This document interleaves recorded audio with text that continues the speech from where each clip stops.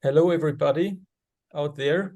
We heard that we have 290 participants today, probably. So this is a great start of a great new adventure that we're trying to start with this meeting today. It's an adventure that is a joint collaboration between ESSO, the European Society of Surgical Oncology, and E-AHPBA, the European African Hepatobiliary Association. So it's a great pleasure to welcome you in front of your screens. So we thought what is currently really a burning question is how we should educate HPB trainees and junior surgeons. So this is exactly where we would like to collaborate the two societies, and we're all friends, as you already mentioned. So the topic of today's webinar is HPB Education 2024, fellowships and more. Next slide, please. So what you should never forget, and it doesn't matter if you are focused on more HPB and also benign disease, but most of your work will be on cancer care. So whereas ESSO is a huge society, not only focusing on HPB but on surgical oncology, this is just basic knowledge that you should be aware of. So most of the patients that we see need surgery at any time point. And if you look into the future, we expect by 2030 that 45 million people in the world will need adequate cancer surgery. So this is just as a beginning. And we, of course, as a society, we need to think about how we could broaden the knowledge and educate all our colleagues across the world and the globe. This is not only for centers in Europe, this is also for colleagues from everywhere in the world who might not have the best access to proper training. Next slide, please. So this is the faculty. There's no picture of mine because you don't need it because I'm speaking anyway. Let me start, and I have to apologize a bit because this is a very male-dominant webinar again. So we're very happy that Isabella is here. Isabella Frigerio, she's from a Pederzoli hospital in Italy, from a big pancreatic center, and she's a secretary of HPB, a power woman. She's done a lot on education, and she will help us to moderate this first joint webinar together. Then Andreas Schnitzbauer, Professor Schnitzbauer, he's a deputy chair at the University in Frankfurt, and he's now currently chairing the UEMS section of HPB. That's why he's here, and he started an initiative together with us to try to harmonize HPB education across Europe. And Kjetil Soreide, many of you might know him. He's now currently the chair of the Education Training Committee of E-AHPBA, and we work together at the ESSO ETC board for many years. We're good friends, as all of the speakers here. Then we have Giampaolo Perri. He's working at the Verona Pancreatic Institute, and he's just recently finished an HPB fellowship at the Karolinska Institute. And he will give the first talk of today and give his experience and share it with us.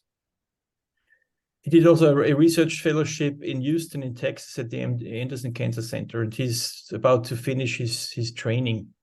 I'm really looking forward to his experiences. And then Stefan Gilg, he's a consultant HPB surgeon at the Karolinska Institute, and he was the mentor of Giampaolo. And he will also give his ideas about training and fellowships and his experiences. So that's it. The next slide, please. Let me just advertise our meetings. Please share the websites. It's very important that you come to these meetings because usually at these meetings, it's the beginning of not only of education, but of making friends and get the connections that you need. This is a very important topic. So with the next slide, I will hand over to Isabella. Thank you very much. I hope you enjoy. Good afternoon. Thank you, Stefan, for the introduction, and good afternoon to everybody. I'm Isabella Frigerio, as said, and I'll go straight forward to introduce the first speaker, who is Giampaolo Perri. As Stefan anticipated, he was trained in Verona at the Pancreas Institute, and during that time he spent 1 year for research at the MD Anderson Cancer Center in Houston, and he's about to finish and complete his PhD in Verona, and just completed his clinical fellowship at the Karolinska Institute in Sweden. So he's gonna talk about his experience as a fellow in this hospital, and the aims and the purpose he was able to complete during his time in there. Giampaolo, welcome. Thank you, Isabella. Thank you for the very kind introduction. Let's see if I can. Okay, I have no disclosure. So you already presented everything I really wanted to say in this slide, so we'll be really brief. I just wanted to give some context about how was my starting point before I started looking for a fellowship. Basically, I was 34 years old, and I was just completing my residency. I had a research fellowship experience during the residency, and my PhD was ongoing.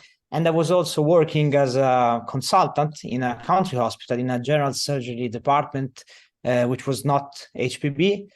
And so at the time, I would say, for my age, of course, my experience level in open pancreatic surgery was quite high, and also in clinical research, but my experience in liver surgery was quite low. I had only basic laparoscopic surgery skills and almost no experience in robotic surgery, apart from, of course, surgical videos and whatsoever. So which were my, let's say, motivations to start looking for a fellowship, a clinical one. So basically, I was not 100% happy as a PhD at the time, because, of course, it was about pancreatic surgery, but it was a research-only PhD. And at the same time, I was not 100% happy also clinically as a consultant, because my practice was not HPB related. So in general, I felt like I was stagnating almost in some kind of limbo after residency, where I had no particular progress, and I felt no sense of adventure whatsoever. And of course, on the side, I was really eager to learn some liver surgery and get more skilled in robotic surgery. So those was my main motivation. So I started looking, and as the other speaker will tell you way better than me, it is not quite easy to have a complete overview about what's available in Europe when you're looking for a clinical fellowship, because there is, of course, a registry by EAHPBA, but it's not complete.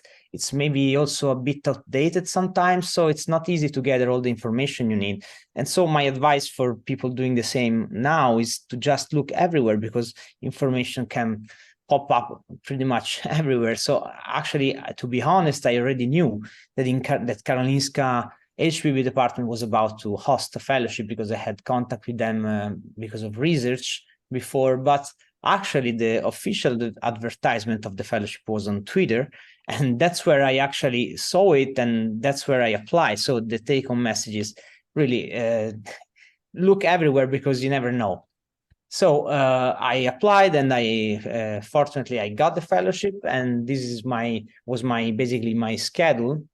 The fellowship was 12 months, so 1 year, starting September 22. My daily operating room activity was 3 to 5 days per week, and I was only speaking English and Italian, of course, but I work with an English-speaking team.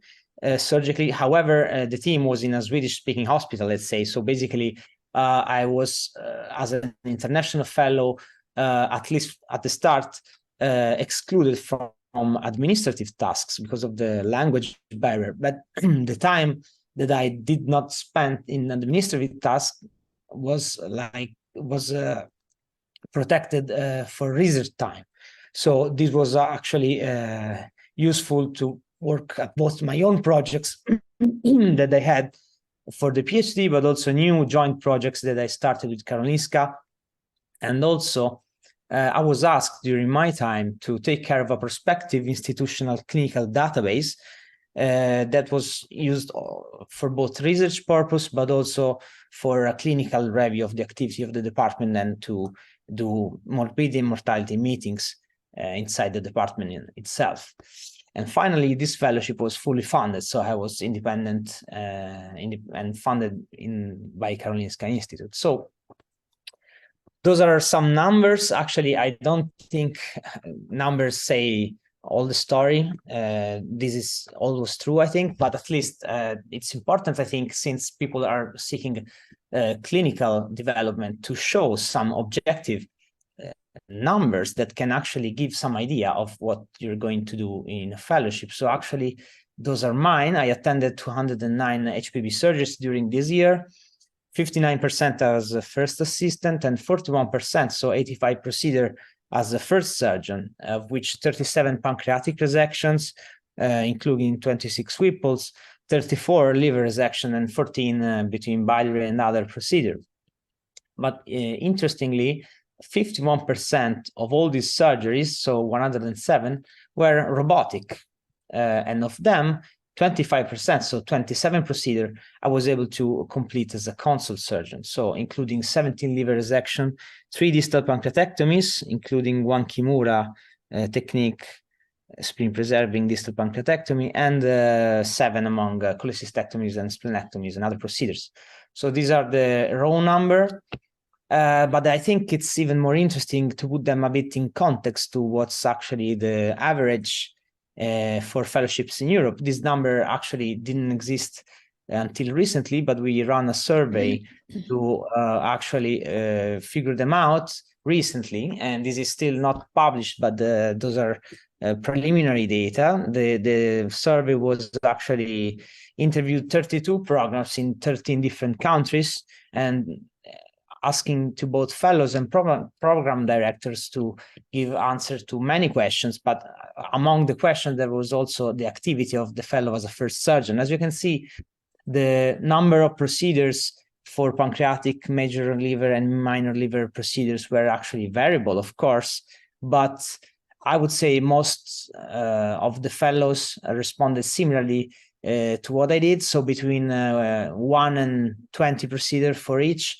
But more interestingly, the robotic percentage of those procedures were never exceeded 10%. So actually, I would say it's not really common to find a place with a big exposure on robotic surgery, at least for the fellow until now.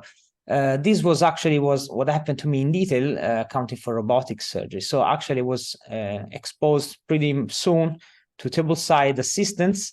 So just since the first month, of course, but during the first months, I also did some simulator training. I tried to do it consistently. Actually, it was not so easy to do it every day, but I tried to keep it at least 1 or 2 hours every 2 days, at least for the first months.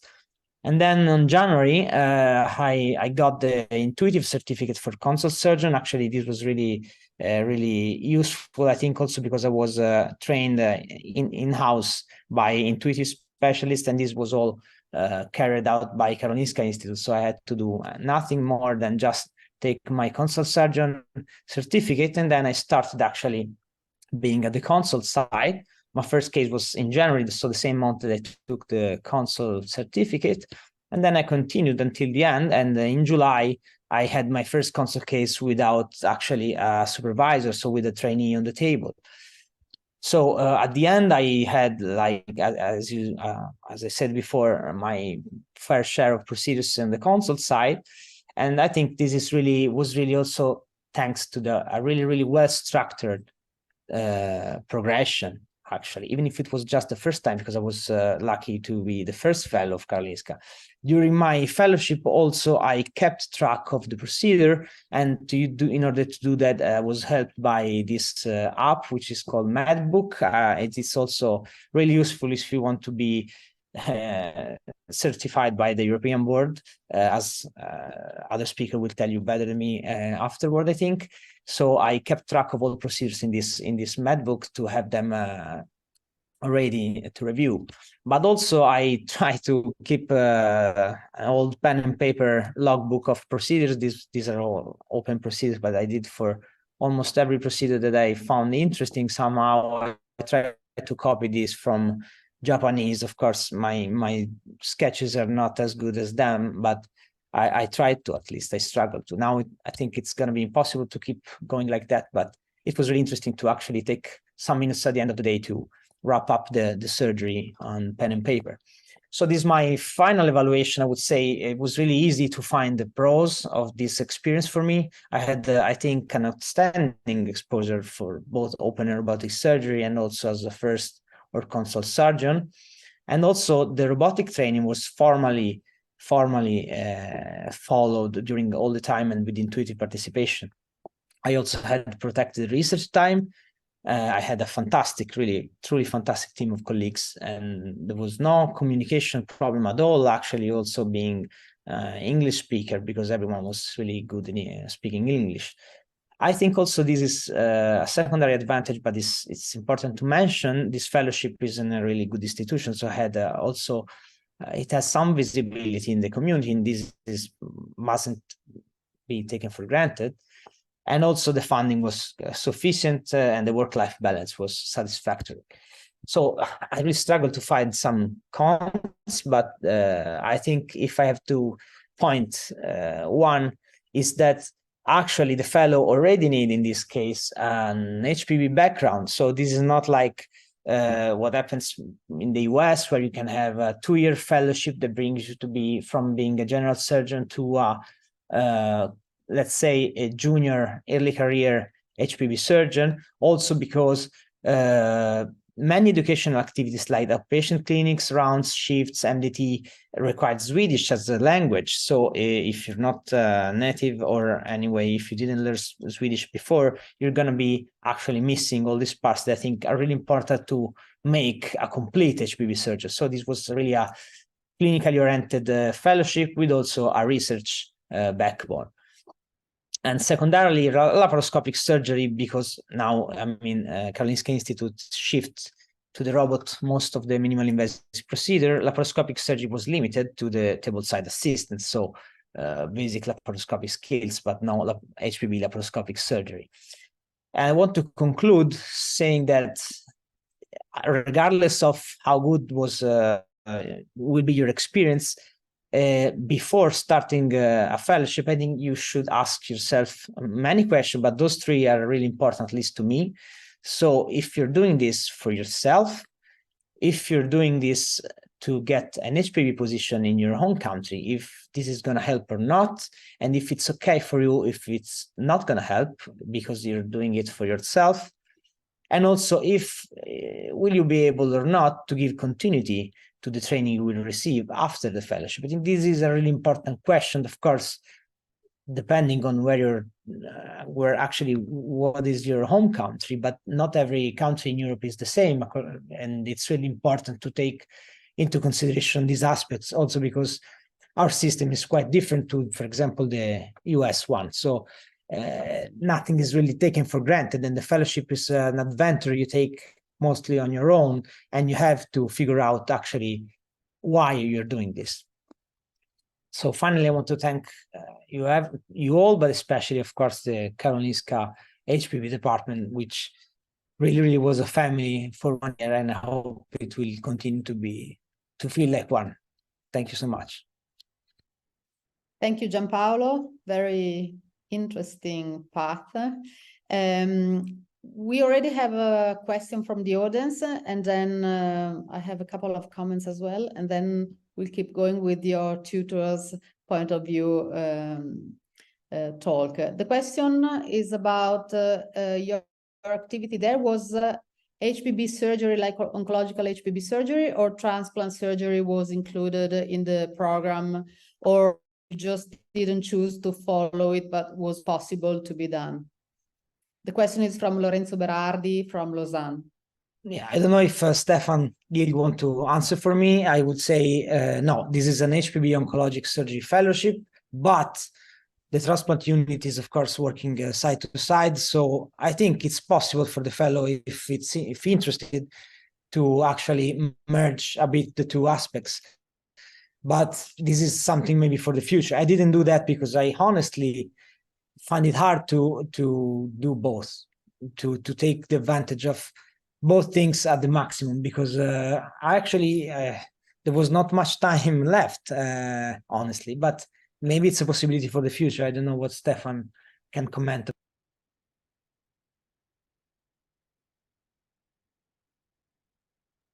If you want me to comment now, I can do that.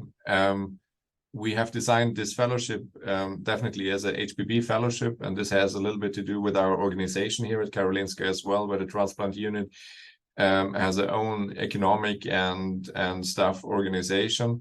However, we have very many close collaborations, and we have a regular exchange in between our units. But honestly, I would agree with Giampaolo. For 1 year, I think you have to focus on certain things, and to cover transplant, open HPB, minimal invasive HPB, ultrasound, ablation, everything within 1 year, along with a productive scientific work, is, in my opinion, almost impossible to do. And this is why we stick to the HPB.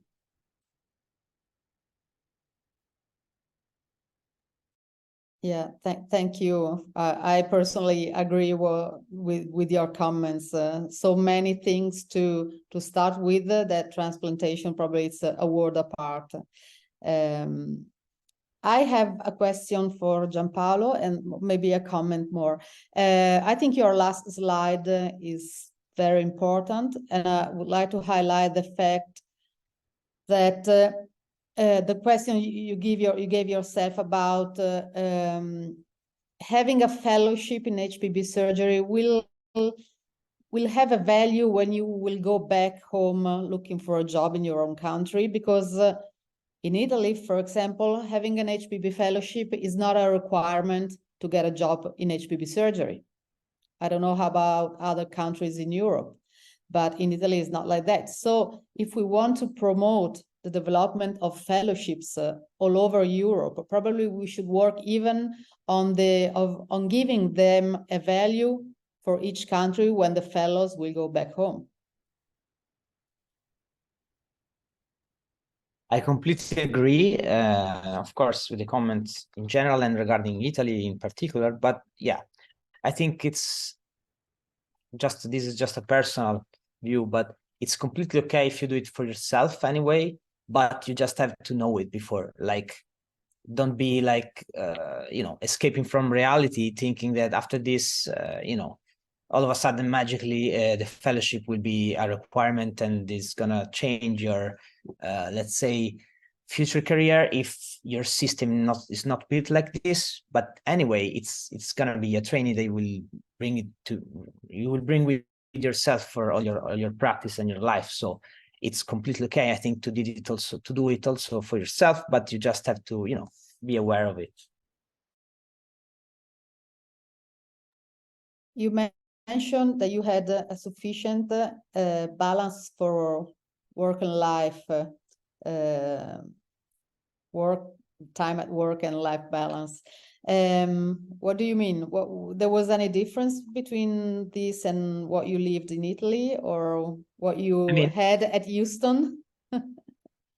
Now, this is really also really implying, it's important to define what's sufficient. So for some people it's different than from others, but actually I think the absence, like I said, of administrative tasks, but also of shifts on calls because of the language barrier, brings some, apart from the daily operating room activity, which, as everyone knows, can start at 8 a.m. and then you don't know when it's gonna finish. But in general, it was possible actually to organize your time, because in the afternoons or evenings, if you wanted to work, it was mostly research or other things. So it's very different from some other type of fellowship, like when you go to a country where you can speak the language, so you can be in charge of being on call, you can be in the night shifts, you can have weekends after weekends. Like this happens in a lot of fellowships, like in the American one or even in the UK, but I think everywhere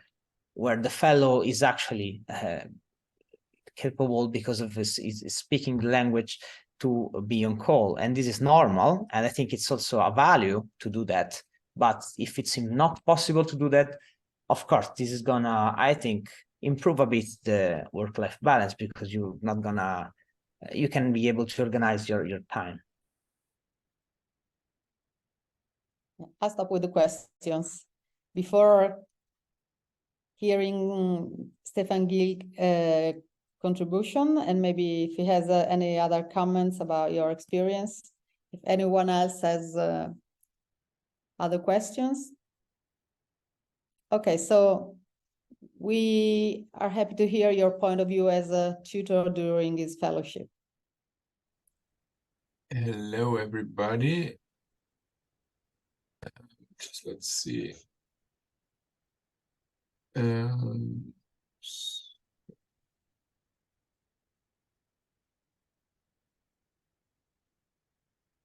So, do you see the presentation? Yeah. Perfect. My name is Stefan Gilg. I'm currently the head of the Department of HPB Surgery here at Karolinska, and one of the people Giampaolo had to do with during his year in our department. And of course, there will maybe be some repetitions, but I will keep it as short as possible to leave some time for the other presentations as well. So I serve as a proctor for Intuitive for HPB surgery. So this is the only disclosure I have to make. I started to look up fellowship in the Oxford Dictionary, and I think I found a really nice description: friendly association, especially with people who share one's interests. And I think this describes pretty well what we had in mind when we've been talking about starting a fellowship here at Karolinska.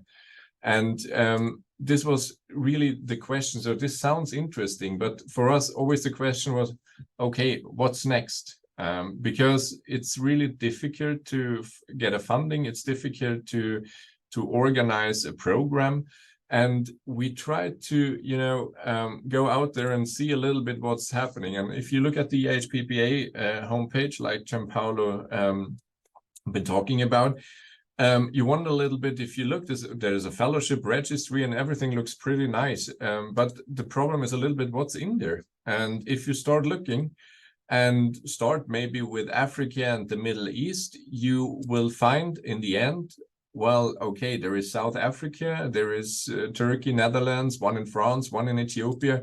So in total, there are a registry of 9 fellowship programs. I have no idea how recent or how updated they are. But it's anyway for entire Europe, it's pretty little, I think. So if you go back and do the same for Americas, well, then you find this beautiful picture at the homepage of the AHPBA, where the 2022 class of HPB fellow graduates are presented. So in total, you have on the same homepage, you have 23 fellowship programs, pretty well organized, a few of them with a long history and tradition, which is really, I think, quite impressive. And I think there Europe has, well, something to catch up.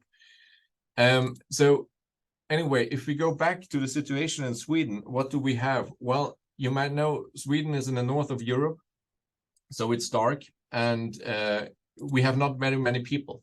So in Sweden, there is a population of 10.5 million, which actually makes 25 people roughly per square kilometer. Just in comparison, Germany has 227 people per square kilometer.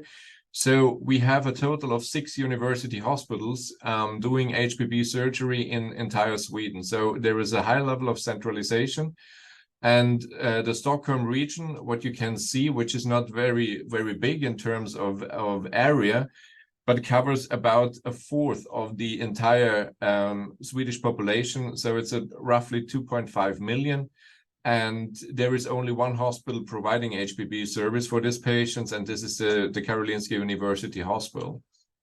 So fortunate enough, we were happy to get this new constructed building, which was open 2020, exactly when the pandemic kicked in. So it became the first 6 months a extended intensive care unit until we could go over to use it as a interventional and surgical center. And there we got also the first Da Vinci XI system in the campus south.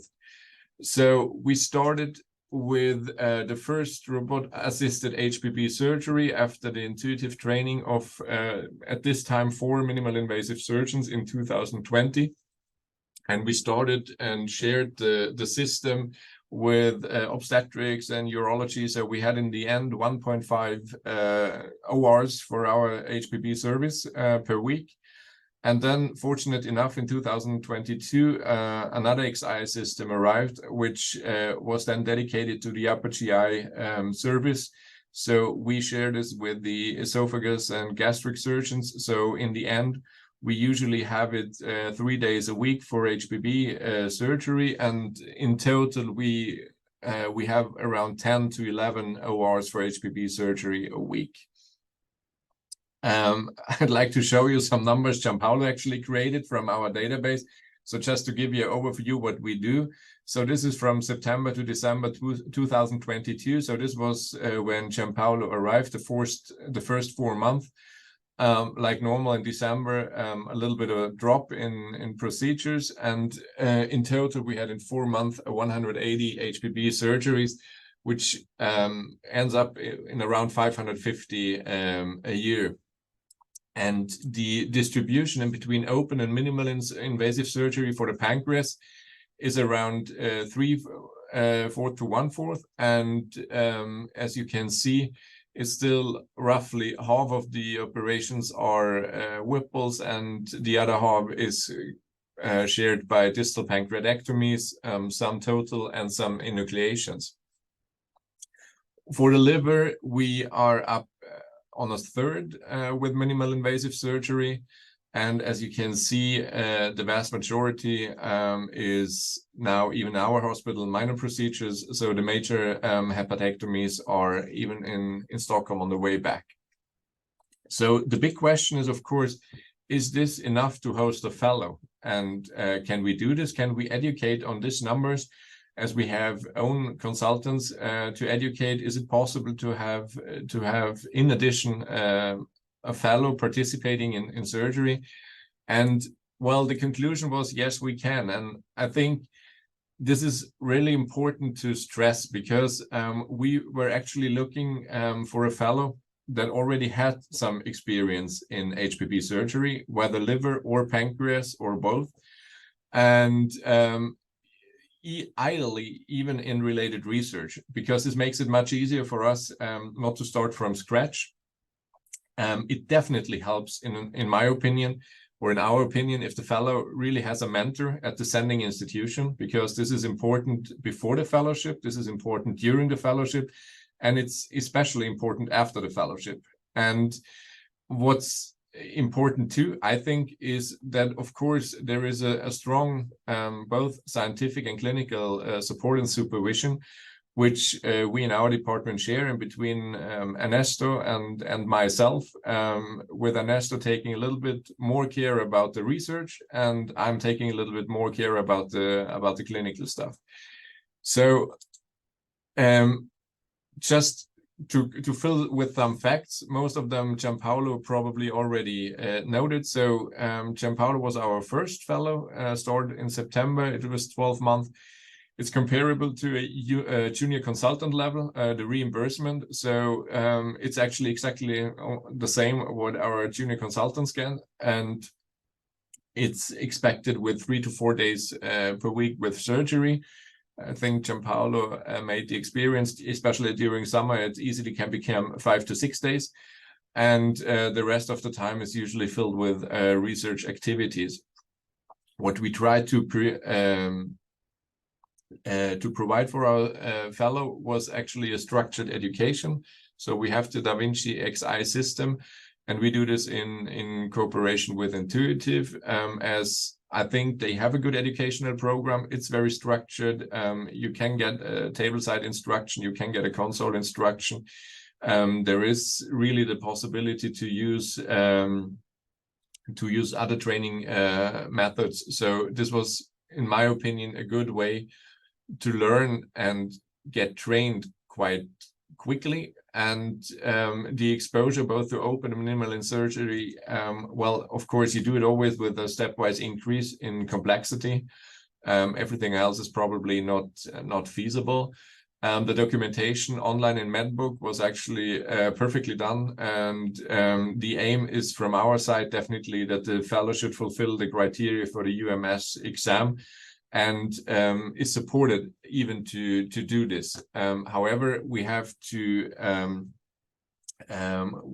well, we got from to the inside that it's a little bit difficult within 1 year, but we still have to plan to do this. So the resume after the first fellow from our side is actually really, I have to say this, it was really fun.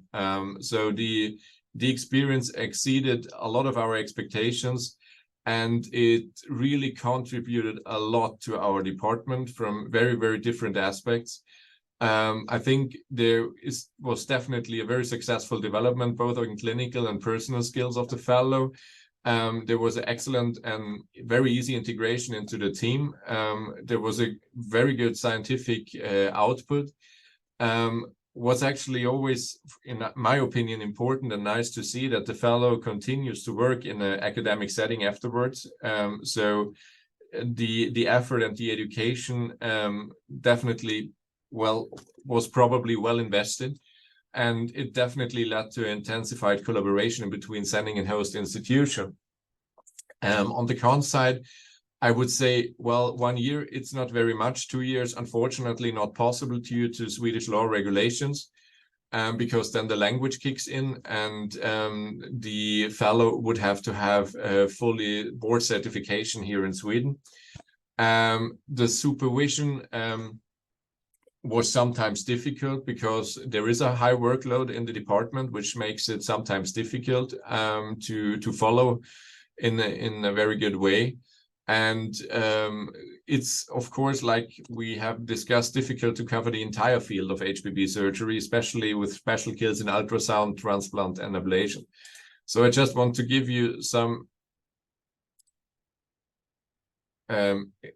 Sorry, now it went too fast, because we introduced the fellow a little bit to different concepts. The first concept was the concept of winter, both to the fellow and the mentor. The second concept was lunch. Yes, we eat lunch on a regular basis, almost every day. Well, we traveled and visited other friends and centers in Europe, and we did this together, which was really fun and really a great possibility to learn new things. We, of course, listened to different sessions, even at the E-AHPBA in Lyon. We definitely had some nice evenings with a lot of food and good company. But of course, we did some surgery as well. And of course, the fellow did some surgery as well. We were very happy about the final results, and we were completely convinced that this was a very, very successful and really almost a perfect start for the fellowship program. And then we were happy to continue with the next fellow and the handover from the registry cards. So the fellowship is continuing with the next one, and it was really great to see that even the start of the second fellow was really smooth and easy. But it is also great to see that we really, I think, keep a good contact and relation to our past fellow. So thank you very much for your attention. Congratulations, Stefan. You made up a really great program, and there are a few questions from the audience. I think that you will have a long line of people willing to come over to your fellowship. The most frequent question here is about minimal requirement for young surgeons to apply to your program. Is like a surgical CV, or do you require even a surgical research baseline activity, or what are in 4 points the most important things? Well, I think every host institution can, of course, define the prerequisites by themselves. For us, it is important that the fellow has at least 1 to 2 years experience as a consultant surgeon in the field of HPB surgery.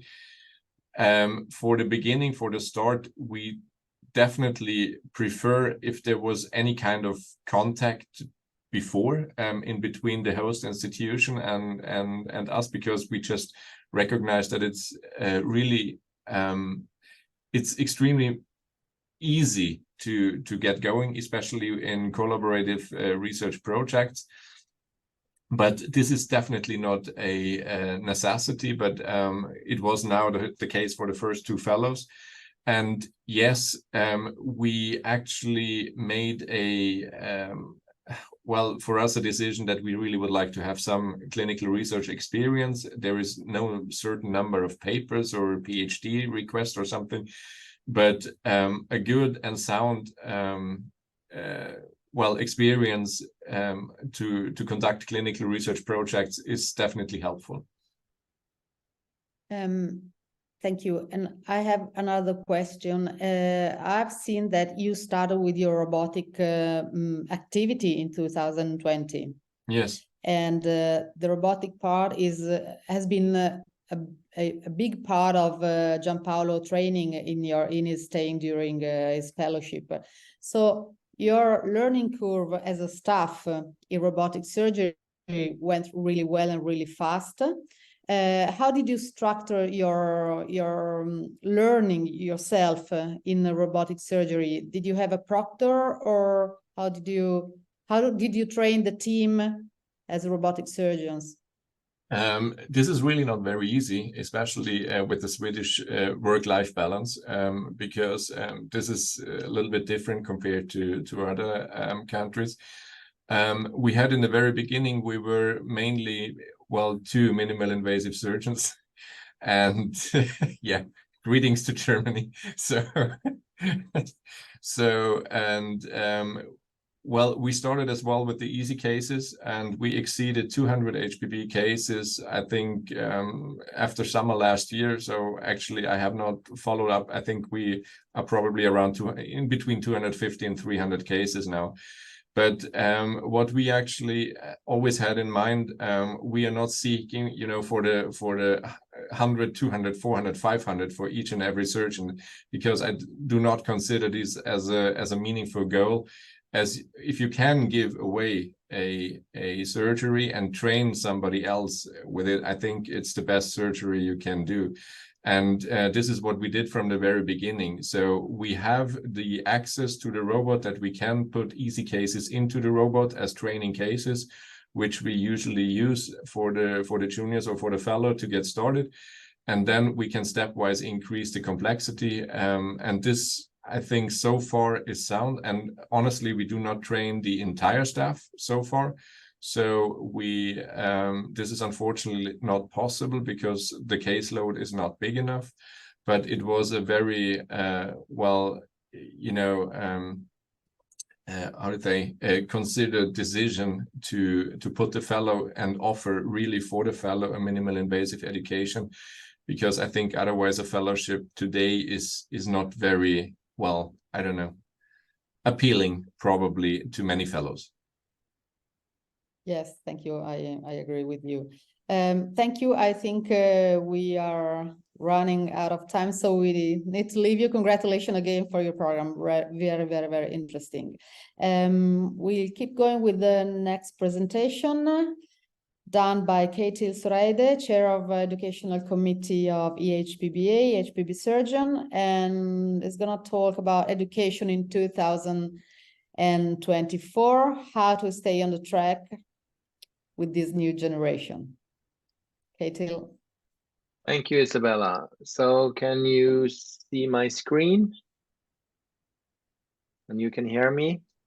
Yeah. All right. So wonderful talks by the previous speakers, and a great program, a fellowship program at the Karolinska.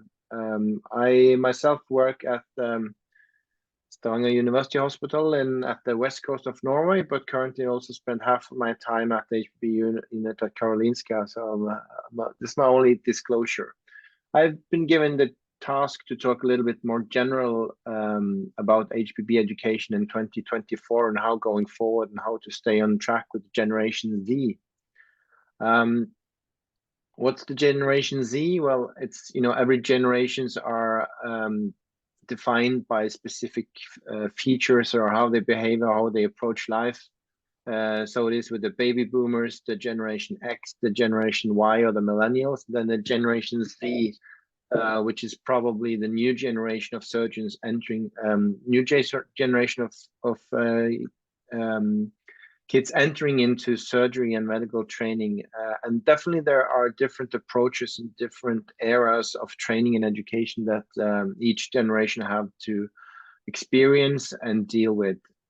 So my overview is to give some thoughts and philosophies about the training and education for the next generation. I will discuss the pillars of these issues, define some of the pyramids that you will hear about later, and discuss a formula for how we can improve in education and training to also improve the outcome of patients.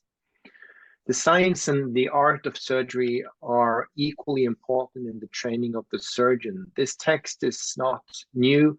The art of surgery has been emphasized in the past. The science of surgery has been emphasized. This has been an ongoing discussion, and this text is actually from one of our forefathers, Alan O. Whipple, who defined or is believed to define the procedure of the Whipple procedure, where he discussed the training of the surgeon almost 100 years ago. And many of the issues that he deals with in this paper are similar of concern today to surgeon trainees and educators. And we are discussing open laparoscopic or robotic surgery. Is that really the question? Well, of course, it is a question for a surgeon, how you use the tools and how you manage, approach a patient with the tools to solve a problem. But in addition, we need the skills, we need the knowledge, and we need the judgment to use these tools. And we need to appreciate that surgery is very essential in the cure and the care for HPB patients. Science is important, it's not a question. Research is important, but to bring the science and the research results into the clinical system, we need education. And education is the vector that transmits the new knowledge into the new generation, brings curiosity, passion, and commitment into reimagining the future and extend the limits of what we can do to our patients. It was an important issue even addressed in the Lancet not long ago. So how to operate is not the only question. It's an important question, but it's not the only question. There are so many puzzles to the piece that needs to be built together, dealing with so many issues. What, when, and why are we operating, and how can we teach that? How can we learn that, and how can we educate that to the future generation? We know how to define disease. In this instance, pancreatic cancer, we can define it into resectable, borderline, locally advanced, metastatic disease. We know the numbers. At the same time, we need to learn and appreciate the differences in the anatomy and the biology, and act as surgical oncologists in how we approach the disease and how we treat the disease and how we act with the team members to approach a potential resection and cooperate with medical oncologists, radiation oncologists, and whatnot. So it's more to the disease understanding and decision and the education than just learning the categories and the technical possibilities. Also, within any given organ, there is a number of anatomical and physiological variants and mechanisms that needs to be appreciated. There are a number of diseases that can present or even interact sometimes, and we need to appreciate the spectrum of disease management, disease presentation, disease workup, and disease management in the different types of patients. So there are multiple conditions and approaches that need to be built into HPB training for pancreatic, liver, and biliary tract diseases. Also, we need to appreciate that the path to becoming a sufficient or proficient surgeon with HPB experience goes through many pathways of training. Some go through surgical oncology specific training, some more of a general surgery approach, some add on transplant or transplant specifically with an HPB focus, which eventually all will be doing HPB surgery from their perspective. And there is really no universal way to become an HPB expert or HPB practicing surgery, and how you basically use your skills for your patients in your area, in your country. So there is a diversity to this. But does all roads lead to Rome? Does one size fit all for this? At least we should probably focus on the European African perspective, at least for the organizations of ESSO and E-AHPBA, as it's our core responsibility. Can we achieve standards even within the northern and southern part of this region? It's very hard, and it's a work that needs to be done and still focused on. So some perspectives on the training per se. We have gone from C1, do one, teach one, to do none, teach some, into a more formalized way of teaching. We know there's a huge variation across training centers and across institutions, and variation is really the norm rather than an outlier. We know that the performance for institutions and specific surgeries are also variable, depending on the type of training, the caseload and case volume, and the institutional composition of the team.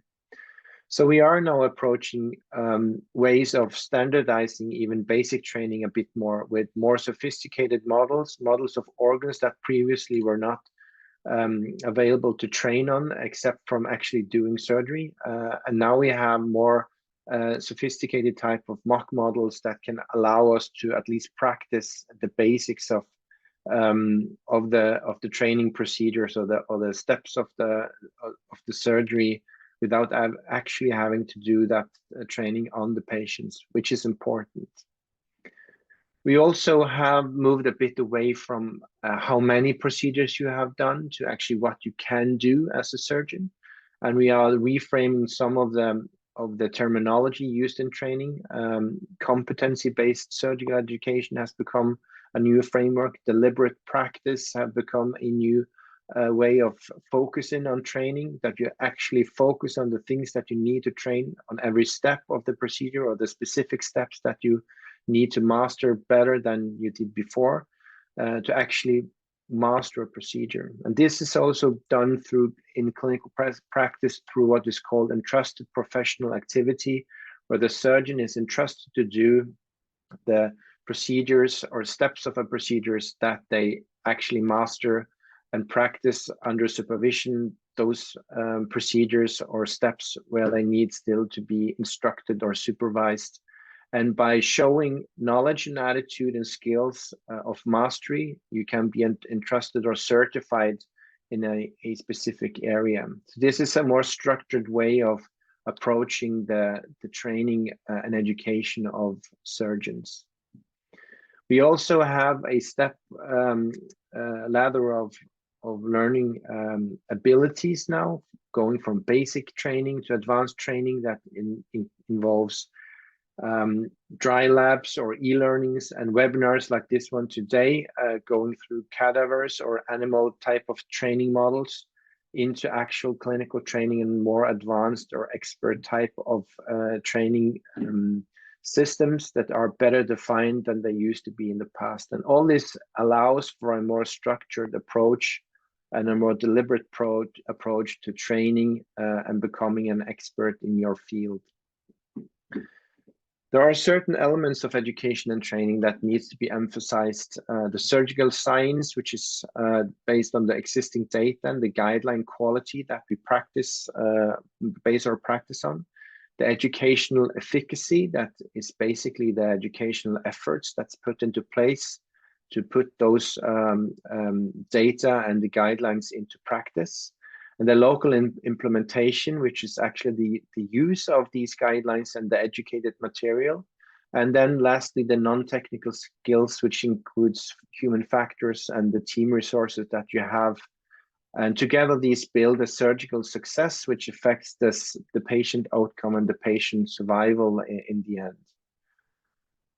And these are the pillars upon which we should build our clinical care based on research, education, the implementation style, and as well as the culture in your very department. And this needs to be embedded in training and education as well for future surgeons.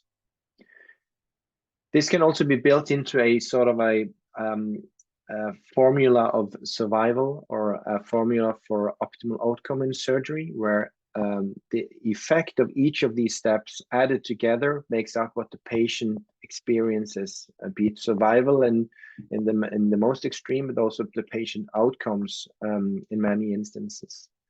So if you have a tentative or a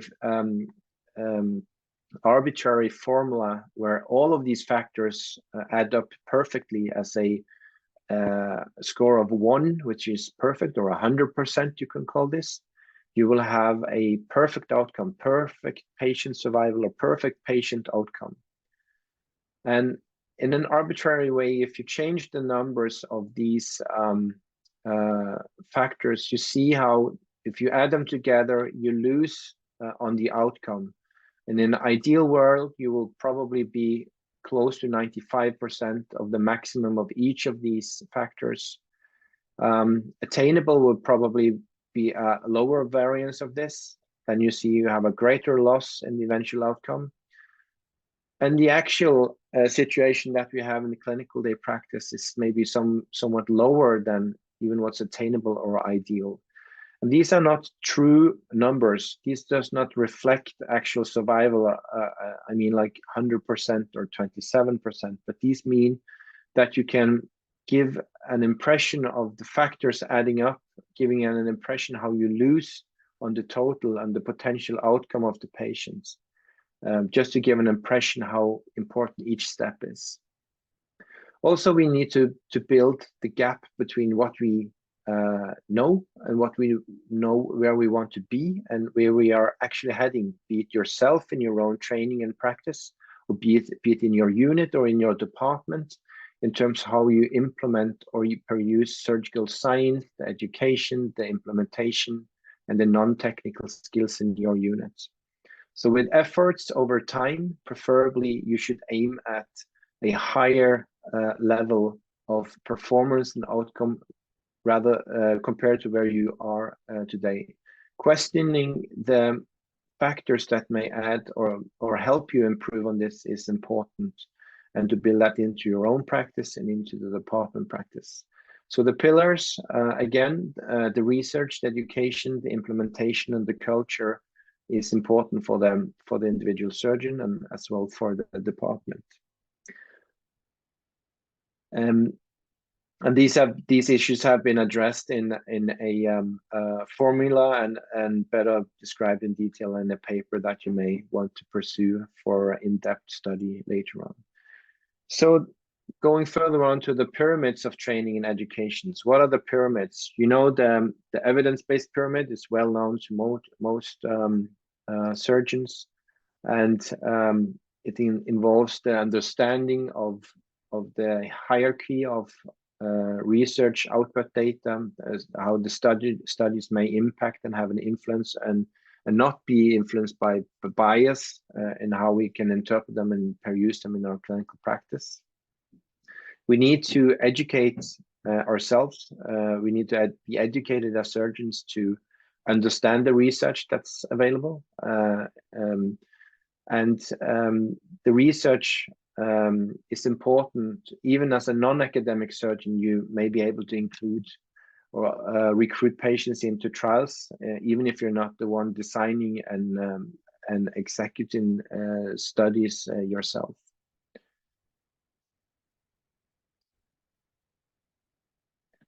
And we need to understand and appreciate that apples and oranges are different. They may be mixed in a fruit salad, but it's still a fruit salad. Sometimes it's needed to dissect the different studies from each other and know how to implement this in your own practice.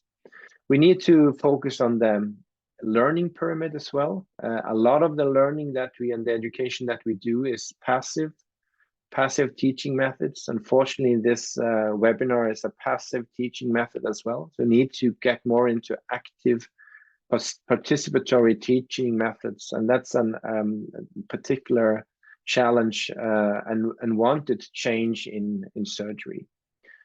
We need to change the sequence and the focus of training, going more structured from the basic material to the mid level material to the mastery and expert level competencies.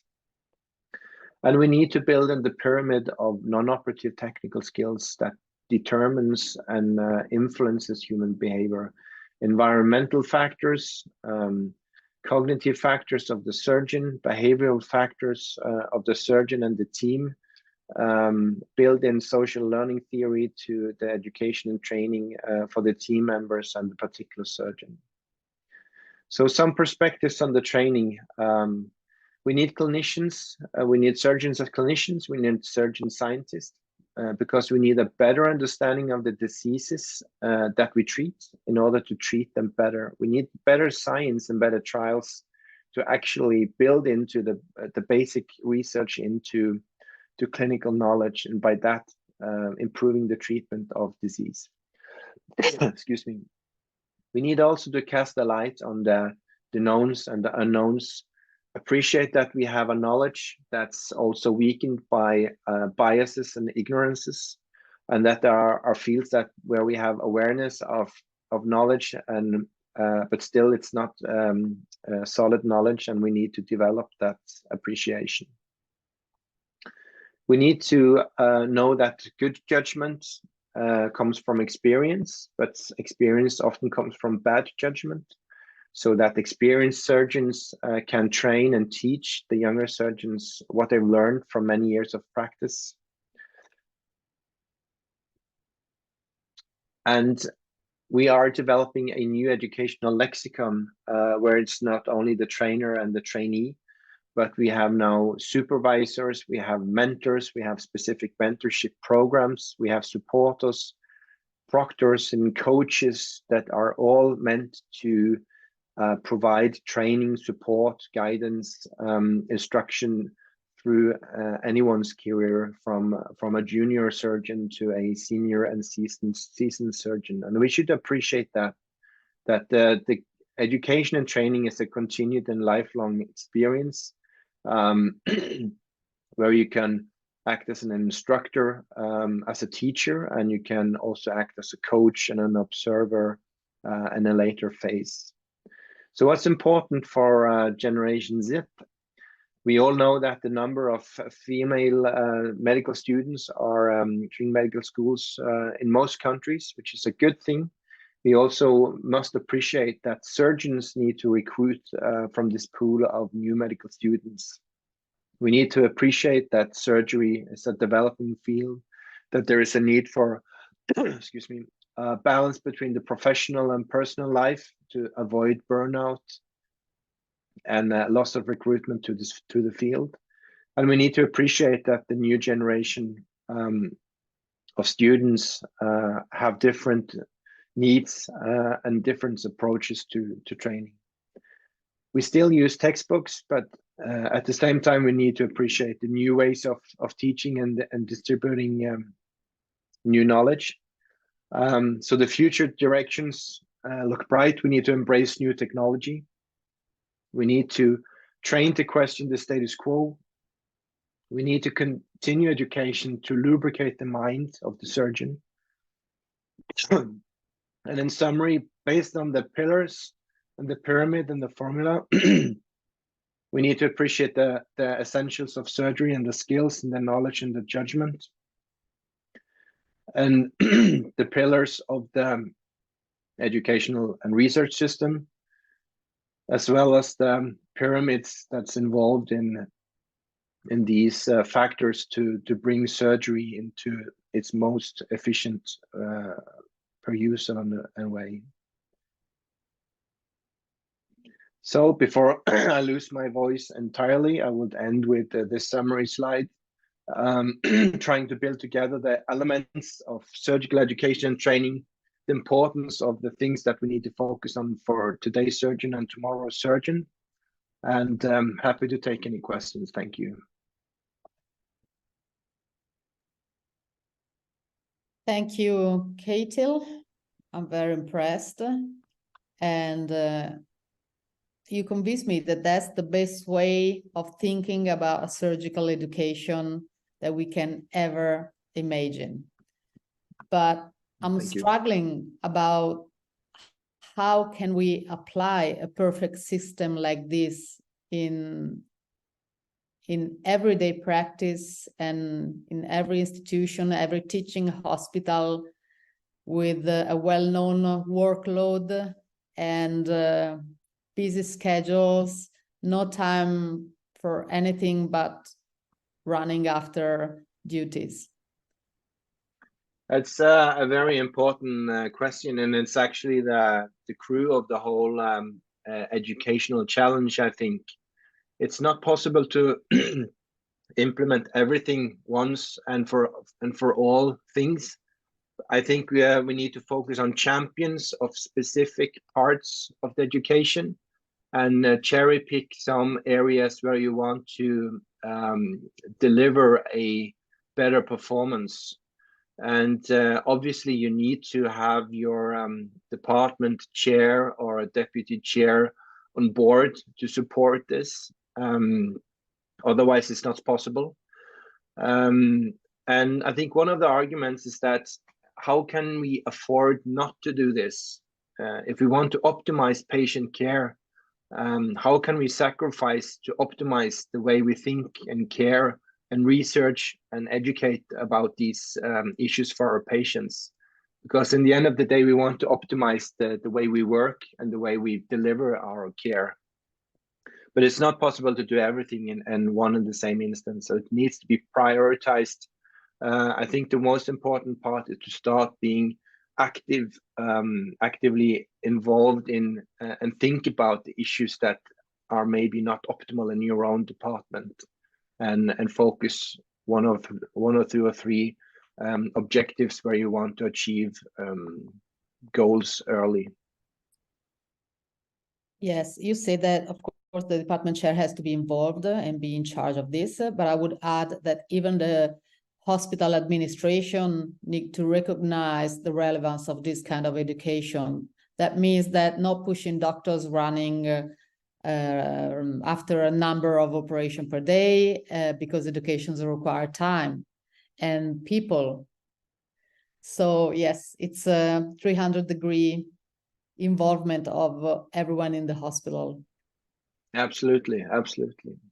If there are no other questions from the audience and from the other speakers, I will introduce Andreas Schnitzbauer. Sorry, I'm not sure. Schnitzbauer, okay, that's all right. His talk is about how to set the standards for training in Europe, which is a continent, but so many different states in it. Thank you very much for the introducing words. I hope you can see my slides. And to be honest, to set the standards for training and also education in Europe is pretty easy when I see the guys that I can set this up with. So when I think about the presentation Kjetil just gave, then it's all there. So we just need to do it. And when I look at the use cases that we have, like Stefan is doing this in Stockholm, then I think we have a lot of very good templates already that we can work with. But oops, let me see how to.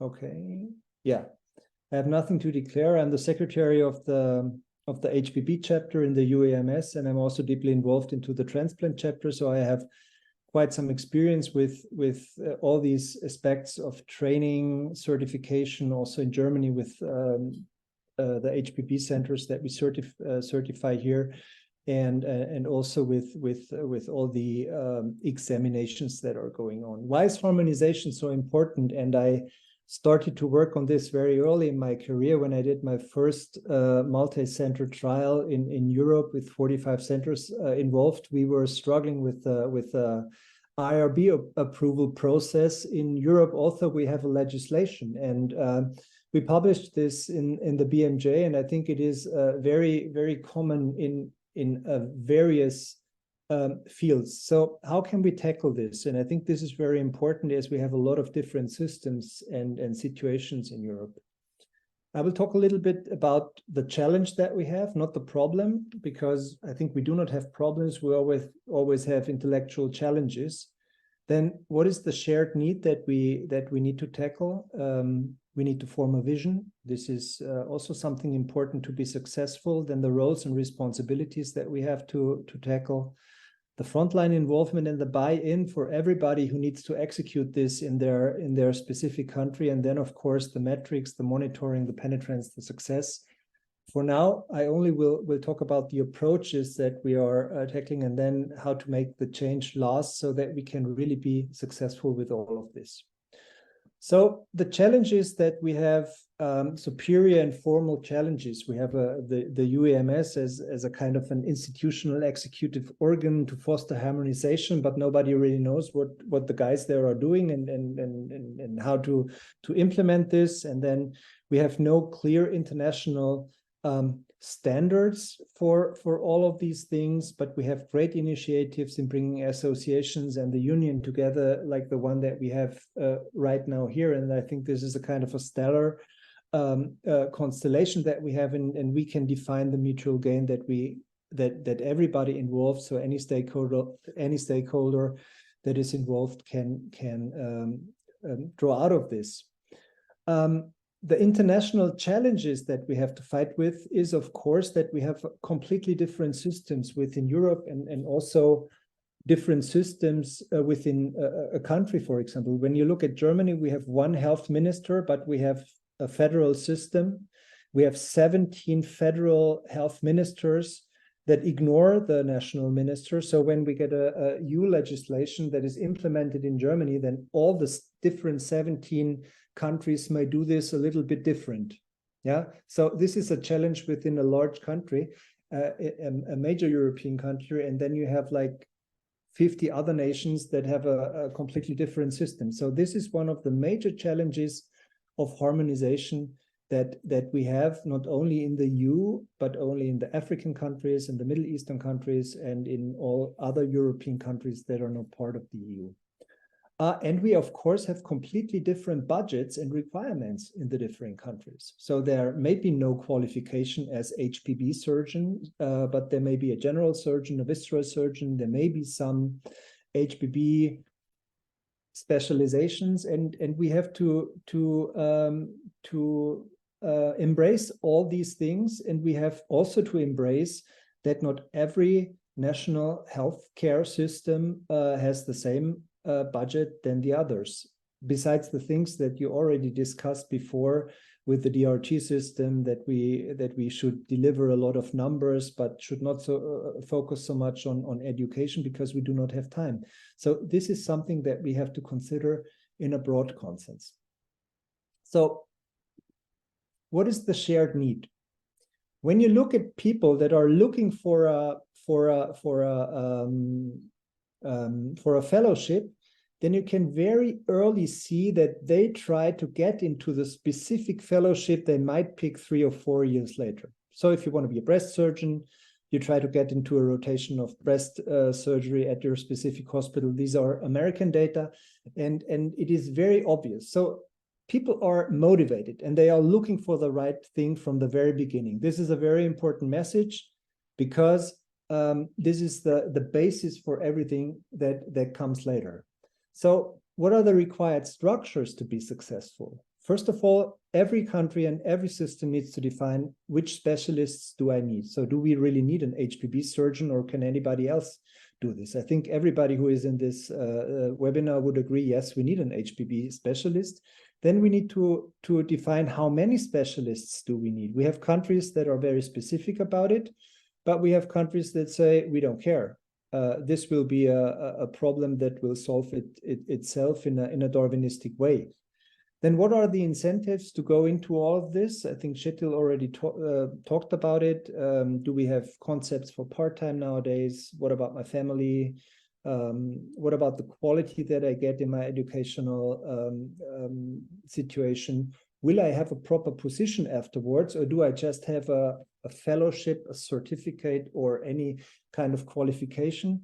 And will I have protected time during all of this, or is it just on paper? So we really need to be specific about it. And we need to ask ourselves every day, independent what we are doing, do we have any missed opportunities in education and training as a basis? So no matter what you're doing, we as the experienced guys should always try to educate at every level, every time, and every minute that we are doing, to improve the knowledge in our fellows and in our residents. It must be transparent, and it must be an accountable communication, and we need mentoring, blended learning, and also competence-based approach. I think this is what Kjetil very, very plastically displayed, and what we already saw in the real life situation as we have it at the Karolinska Institute. But there are a lot of fellowships out there in the US that maybe have a lot more experience in that and already implemented things like that, where we can learn a lot and can transform it or deliver this to a European setting. So the vision that we have is, of course, harmonize HPB training in Europe, but this is very challenging. We have different stakeholders. We have probably the most important ones with the UEMS, with the ESSO and the E-AHPBA, but we also have the national chapters and multiple stakeholders that are, as I lined out, a black hole to date, because we do not really know how things that are defined by international associations will then be implemented in national law and regulation. We only can deliver a white paper to really implement this. And we have different roles and responsibilities. On the UEMS side, we have more the examinations, we have more the requirements for education, we have the certification of centers, but also a continued medical education purpose, and of course, support political activities of any association out there like ESSO and E-AHPBA. But it is, you know, not clear cut on the one side or the other, but we need all together work on these things. The ESSO and the E-AHPBA have to define the requirements of education, deliver the research, deliver the evidence, and be active politically, and also the continued medical education is very important to set up a program that can be successful in the future. Currently, we do not have a standard for Europe. We have a lot of young doctors seeking high-end specialization, but we cannot really tell them what the standards are. We have, of course, vanguards and young professionals out there that can help us in defining this. We have a lot of experienced consultants out there that we need to bring together and define these programs, and then in the end mutually agree. And this is what Kjetil already said. We have social media, and I think this is something very useful because we can play hard there. I have followed this initiative in the UK recently, where the registrars really put a system upside down, and I think this is important. Once we define these things, we can do this in a very positive way. And of course, we will make mistakes, but we will continuously improve. And everybody who wants to participate in this is important. The approaches, I think this is something that Kjetil already showed very, very nicely. We need to talk about the infrastructure. This needs to be defined. So what is required at a center? What is the minimum, the basic, the advanced infrastructure, the general infrastructure, and somebody can get an expert. We need to define theoretical knowledge. but also the practical knowledge. It does not help when you know a lot about the liver or the pancreas, but you sit in an IRB in a board, in a multidisciplinary board, and you do not know how to make an indication for the patient or how to make the stepwise approach to the neoadjuvant or adjuvant treatment, or what is first, or interventional treatments. So we really need to be very specific about it. We are not sure where all the things have to be placed. We're in a brainstorming period right now. But we need the help of everybody to make this a successful and very good thing. And in the end, we need to really define better what the practical skills are, what somebody really needs to know, and what somebody needs to have done. It doesn't help when you observe 25 operations that are outstanding, but you never were hands-on in these situations. And this is a question of definition. In Germany, we have a system that was defined by the Association of the Young Surgeons. So only surgeons under the age of 40 are allowed to be in this association, which is a kind of gender harassment, but they are later on then senior advisors. And we did this in the general surgery trunk, and we have defined different competency-based operations that they should be able to do during their education, and this can also be implemented into an HPB track, in my opinion. So very early operations that you need to be able to do, or maneuvers like a Kocher maneuver that you can with no problem do in the 3rd or the 4th year, or even earlier. So we really have to start at a very early time point to make people hands-on and educated. Theoretically and practically. And we, in the end, need to try to make these things last. We need to have a white paper for repeated gap analysis. So where did we improve? Where are we still bad? Where are the situations improving in which countries, and where are they not in which systems? So to harmonize this, we really need to know where the problems in the different environments are, and then we can adapt to new situations and achieve a broad involvement. We need living systems. That means we need to be agile and we need to react promptly, and we cannot wait 2 or 3 years to change something.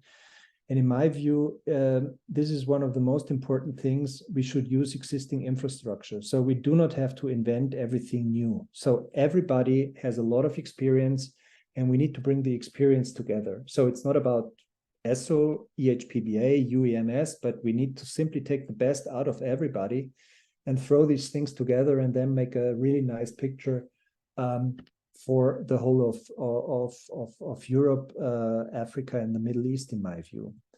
And we know that specialization improves results, and this will be successful for everybody. Just look at soccer. I know it's a stupid example, but if you look at soccer nowadays, then you can explicitly see that there are no small countries anymore. So everybody has trouble. Germany out of the World Cup the last 2 times. Italy struggling a little bit during World Cup. Sorry, I have to say that, but the big countries are somehow not the most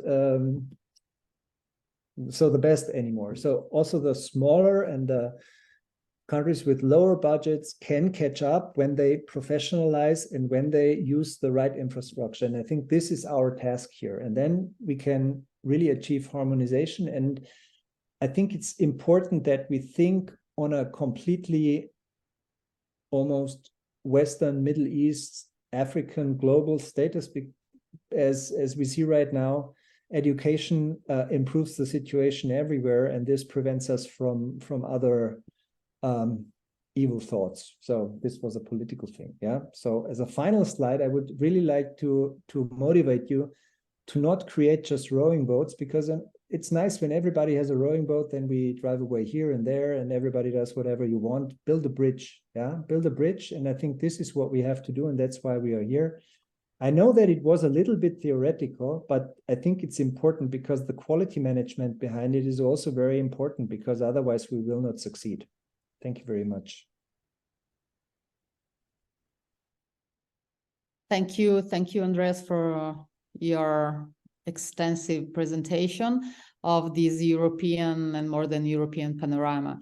The first thought that I have after having heard you is, other than we are so many different countries with different legislation, with different organization, that probably, if I have to think about the best way of starting with being homogenized is to work with the national chapters of the interested country, more than expecting them to come to bigger organization, because national chapters, oncological surgery or HPB surgery or any kind of national institution will be probably more they are deeper involved in the local organization and local laws, and they know how to move in it.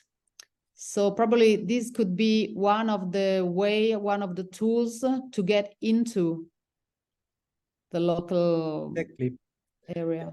So what we are currently doing at the UEMS is we have delegates from all European countries, and there is also there is always one from a liver and from a pancreatic perspective. We are forming some kind of working groups, and we are simply brainstorming and bringing all these things together. So we have a syllabus, we have a curriculum, but you know, this is like it's always thrown out there, and then the candidates should somehow see how they get along with it. But I think we need to streamline it in a very specific way, so that they know, okay, if I know this and that, then I'm okay. If I know this, then I'm on my track to be really advanced. And if I know that, then I will be an expert. And this is something that is not very well defined right now. And I think that it may really impact also situations during an exam where you simply ask the expert stuff and nobody can answer this, and this is simply a question of fairness. So we really need to improve there. Yeah, I agree. If there are no other questions from the audience or other speakers, I will keep going on. Thank you, Andreas, by introducing the last speaker of today is Stefan Stättner.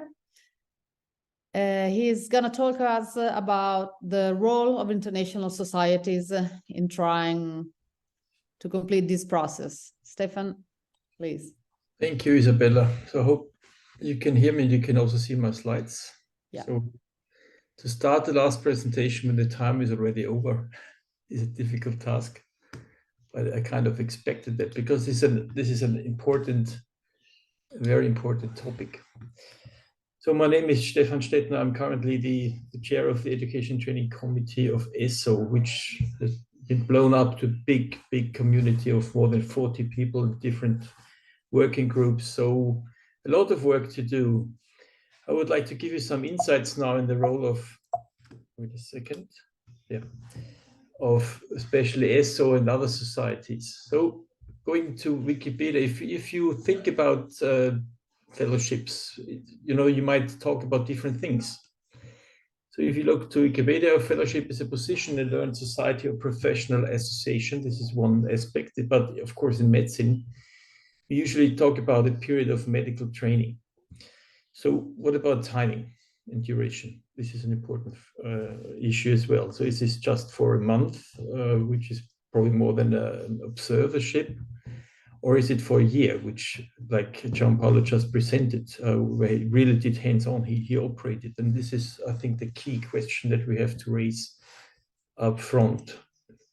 So as a society, we talk a lot about providing fellowships or help with fellowship organization and stuff. So we need to think about what are the benefits for fellows, what are the hurdles for fellows, or also the mentees and the hosts. Of course, what we heard, someone who is doing a fellowship, I did my fellowship back in 2011 in the UK. So what did I do? I just asked my wife.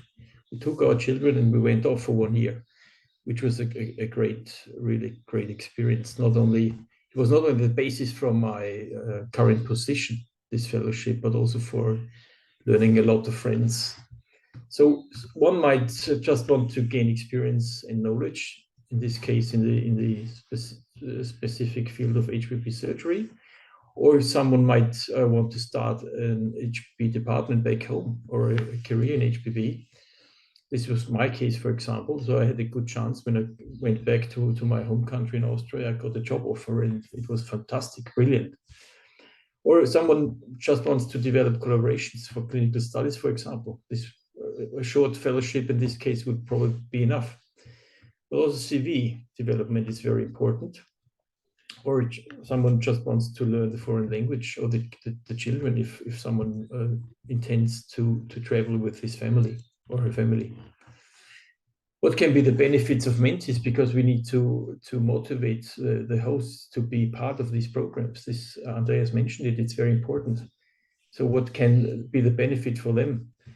I think this is kind of a push and pull thing. So if someone is, in your country is having a lot of guests from different countries, so they might look at them and say, "Hey, what are they doing? Why are they coming to their place?" So they seem to provide something that is really special. I think this is a very important motivation factor. If you want to be renowned, I mean, if we look to the United States or the UK, they match each other. Who is the best host for these type of fellowships? And I think we need to change our mentality in Europe and in Africa and Middle East. This is very important. Sometimes it might just be to fill the personal staff gap that we all experience on a daily basis. But it's also, as Stefan said, and now we have, for example, we have a student from Italy. She's great. She doesn't speak any Austrian, but she's here and she motivates me a lot to teach her, and we learn from each other. I think this is also very important. And why not become a master of education in your hospital? This could also be a good motivation factor, I think. But what are the benefits for societies, for example, for ESSO? Why should we provide fellowship programs or help with providing them? So if we look, this is the website of ESSO, and the mission is quite clear. The mission is, of course, treatment of cancer and setting up high standards and levels, but education is one of the main points. Why is this? Looking from from the perspective of the society, of course, education, and all of you who have ever tried to organize a meeting and to get sponsorship, it's a horror. It's horrible because they don't want to pay. There's many reasons for that. But as soon as you say this is an educational meeting, then most of the companies and farmers say, okay, there's money, we have money for education. So this is, from the perspective of the society, very, very important as well. And of course, if you educate well, and there's competition, we try to combine today within HPB and ESSO and UEMS, there's some sort of competition. Why is that? Because if we provide good service in education, we bind our members. And then the society is attractive for junior talk, because the junior trainees, they are the future. So where's the role of fellowships within our society? And I just had a look on, as usually when I start planning my presentations. So I looked for a fellowship term in Google, and found, of course, something from the UK, because they are, I would say, in front, at least in Europe, with providing fellowships. And this is what I found on their website. So the aim they provide is the overarching aim is to attract and retain emerging talent in the UK. So if we provide fellows, and people are dynamic nowadays, they travel a lot, we can get the best heads into our hospitals and in our health system. And these are the objectives. I won't go through them because I think they are quite clear. And I looked to our partner society from the United States, and this was already shown. I mean, if you go on the website of the American HPB Association, they really celebrate their fellows. This is normal there. So when people finish their training, they go for a fellowship. This is quite clear, and they started right from the beginning of the training. And ESSO is providing a lot of fellowships, much more than ESSO provides at the moment. You can have a look at it. This is just a part of the long list that they provide. So they're all accredited, they all collaborate. And this is kind of a competition between the centers who has the best fellowship program. I think this is where we have to go in the future. This is what currently ESSO is providing. This is not much, I have to admit, not much. And during the COVID pandemic, we couldn't even provide these very few fellowships, but now we are there and people can apply for it. So you need to, as Giampaolo said, you need to look out and watch out what is out there. But compared to the United States, this is just very small things. Like, for example, the exchange program between ESSO and SSO. The application is already closed now. And we also offer very short fellowships, and we try at least to give some money and to raise some grants for that. But this is all that we have at the moment. This is really a pity, but we try to develop it. So the background, and I would like to show you how this works in our society, how we do it. Of course, it's highly competitive. This is we discuss this quite commonly. So who should go or who should get the fellowship? Because if you look into CV and publications, then again, usually the best centers, people from the best centers like Amsterdam, Royal Free Hospital in London or Frankfurt, they will get it because they work in a surrounding area where they have the possibility to publish papers, for example. But someone from Bulgaria, Romania, or Africa, they don't have the chance. So this is from the beginning the question: who should the fellowship be aimed for? And of course, the duration is very important. Probably someone can't afford to leave his hospital for one year, probably just for a month. And there's, of course, different fellowships. Someone who wants to do research, it's probably a bit easier than doing a clinical fellowship, especially in surgery, where you want to operate and see the patients on a daily basis. And what we are currently doing, we try to integrate fellowships into our educational tracks. So this is the hardest work we have to harmonize these educational tracks at the moment. So how does this election process work within ESSO? So just to be transparent to you, that you know. So of course we need to be objective. This is very important. We need to set the aims up front. Then it has to be transparent and reproducible, because these fellowships are highly competitive. So what we ask, first of all, how do we do it? We use a scoring system, and all working group members of the ETC are the referees, including me and my deputy chair of the ETC, so 10 people in total.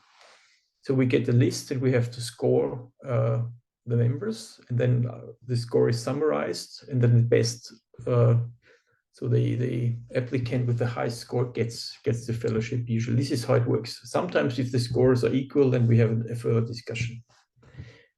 What is necessary to apply for this? So one has to be an ESSO, an active ESSO member, of course. Then age is important. We discussed this. Should the age be 40 or 45? This is, of course, for you as well to think about it. We probably can discuss this later on. Of course, if someone already had an ESSO fellowship, he will be disregarded. Then someone has to send his or her CV. This is very important. Just 2 pages, not too long, because we had 40 applicants, for example. This is quite the work for the referees as well. This is quite some work to do. Then for me, the most important thing is the motivation letter. So the motivation letter is very important. What does someone is aiming for doing a fellowship, even if it's just for a couple of weeks' time? And then they need a letter of support by the mentor from their current local hospital, but also from the host. So we want to see that this is already, the collaboration is already there. This is how it works at the moment. And what are the hurdles, especially for the fellows? Because it's a lot of costs, for the living, for food, and also fun, plus minus family, like I did. So I went with my family. But I was working for the NHS, so I got paid by the NHS. This is probably something different. Then, of course, the basics that we have: traveling, you want to travel to meetings during your fellowship time. This also costs a lot. You need to look for a living. This is not easy, especially if you have a family. So this costs us, my wife and me, quite a lot of time. But also stakeholders, it's sometimes difficult. You know, if you want to operate in the UK, then you have to have a GMC registration. Otherwise, you won't be allowed to do anything. This is also very important to have this in mind. The next thing is you have to, you know, make a deal with your host. Are you doing on-calls? Are you doing transplant or not? I didn't do it because I wanted to be there and I wanted to get as much as I could out of operations and clinical practice. And very important for all of you, if you are aiming for a fellowship and you go there, make up your mind when you come back home. Can you use what you learned, what Isabella said, in your hospital or not? Because this is, at least in Austria, this is a big problem. People do fantastic fellowship, they go back, and then they're not allowed to operate because there's someone there who is, you know, has broader shoulders, and they're not allowed. So this is a frustration, big frustration. For us as a society, what are our hurdles? To get enough financial support, because we still, you know, we all need money, and this is the biggest issue that we have. We try to find companies who grant and support us financially, so that we can pass on the money to you, to those who apply for the fellowships. And as Andreas mentioned, accreditation across Europe. This is a big issue, because Austria is quite similar to Germany. We're a very small country, but we have a lot of federal states, so we need to work on that. So this is my summary, to make it short, but what are the roles now and in the future? I can tell you that we really work hard on that. We really work hard, and I think we found each other, Andreas, Kjetil, Isabella, that we have now a strong community, and Stefan, that we want to move things further. So what we need is standardization. Andreas talked about it. Also, harmonization is very important. And of course, we're here at the moment to help potential fellows to overcome these hurdles that I talked about. So we try to offer grants.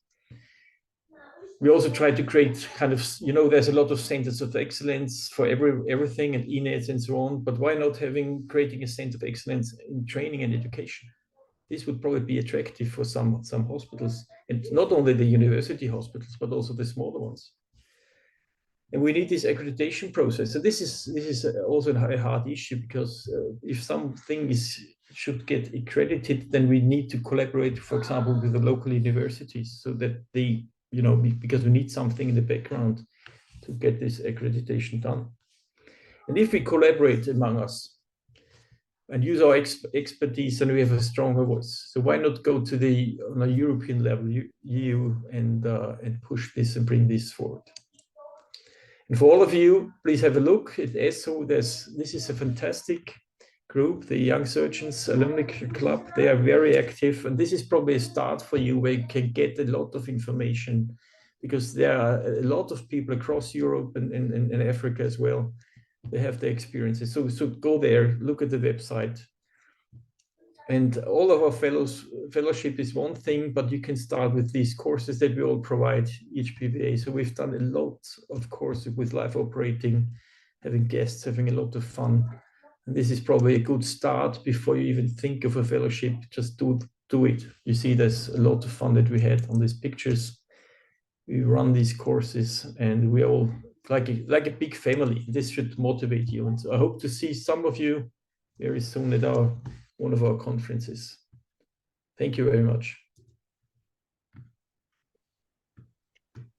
Thank you very much, Stefan. So, Isabella, you there? Yeah. Wait a second. Yeah, I'm here. Just please go. Yeah. So thank you, Stefan, for a excellent talk and for rounding up this session. I don't see there are any new questions in the chat. I have one question, if it's possible. Yes, Isabella, please go ahead. Thank you.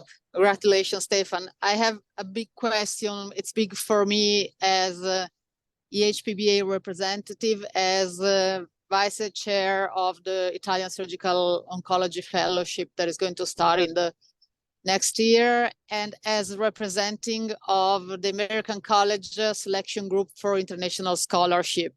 So the question is, given the global burden of cancer surgery, and given the fact that in middle and low income countries, cancer surgery training is very limited, who is the best eligible candidate for a fellowship in surgical oncology? The one with the best CV, probably trained in high quality centers, or the one who can bring back in his or her own country what she or he learned during the fellowship, and in that way made an impact on the local cancer surgery activity?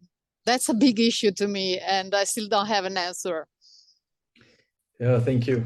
Yeah, this is a very important point, Isabella. And I remember Kjetil and me, we discussed this a lot when he was still in the ESSO ETC, who should be the best eligible candidate.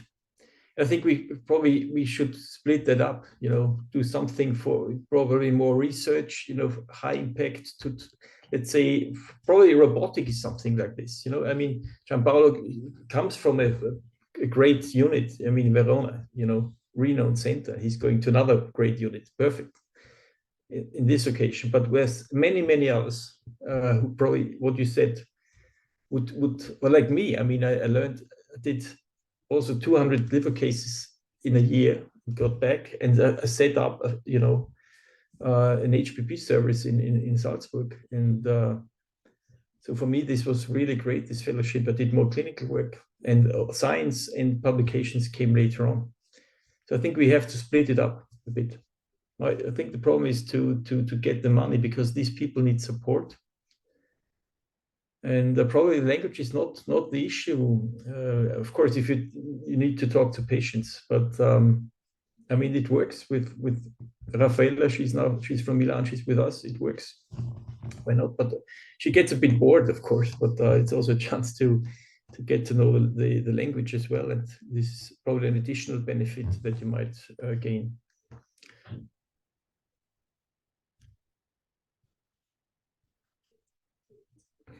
Thank you again, Stefan. And Isabella, did you have any further questions? No, I don't see any questions. No, thank you. Great. I don't see any questions in the chat. I think we are running well above time, beyond the set time limits. I would really like to close up this session, and on behalf of the chairs of ESSO and E-AHPBA Education Training Committee, thank all speakers, the panelists for well thought out lectures and talks. And I think it's a very good opportunity to discuss and debate on both the personal experience, like Giampaolo, from specific HPB programs, as well as discuss and debate the content and the structure of